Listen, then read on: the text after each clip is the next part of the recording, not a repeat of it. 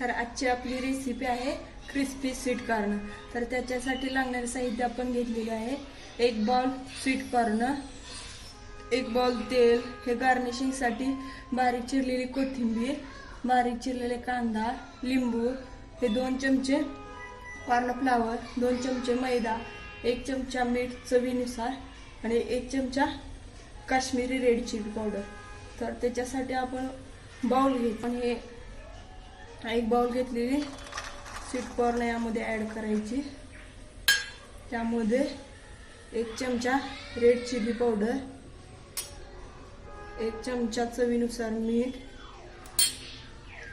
2 चमचा मैदा, 2 चमचा corn flour आणि थोडंसं 2 चमचा पाणी।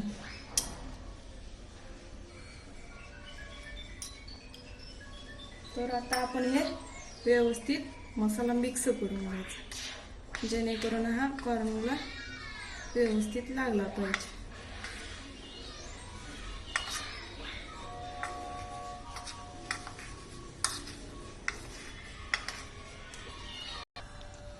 तर हे आपले मिश्रण तयार झालेले आहे।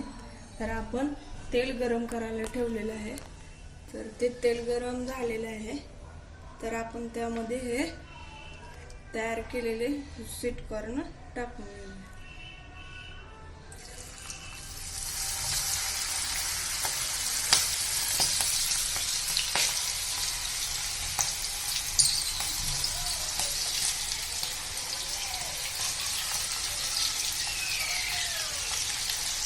पहिल्यांदा आपण मीडियम गॅसवर तळून घेणार आहोत।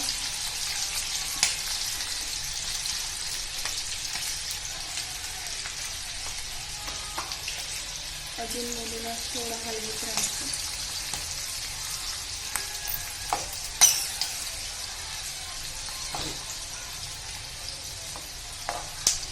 आता आपण 3 मिनिटं अगोदर मीडियम गॅसवर तळून घेणार आहोत।